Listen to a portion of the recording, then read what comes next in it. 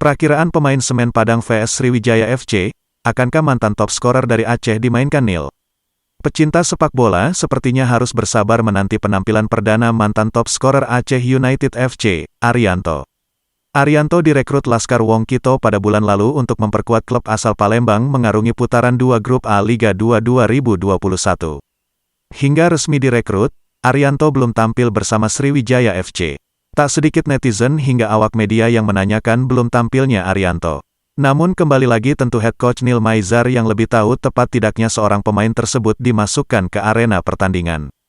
Namun lantaran dirinya lama tidak latihan, kondisi fisiknya belum sesiap para pemain lainnya sehingga mantan striker Persita Tangerang ini harus lebih giat memompa latihan tambahan.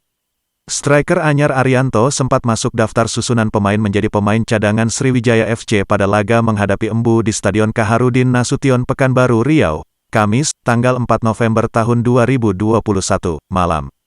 Mantan pelatih Persela Lamongan ini meminta agar awak media tidak terus-terusan menyebut Arianto yang belum tampil-tampil karena menurutnya itu dikhawatirkan berpengaruh. Jangan lupa subscribe, share, komen, dan like ya.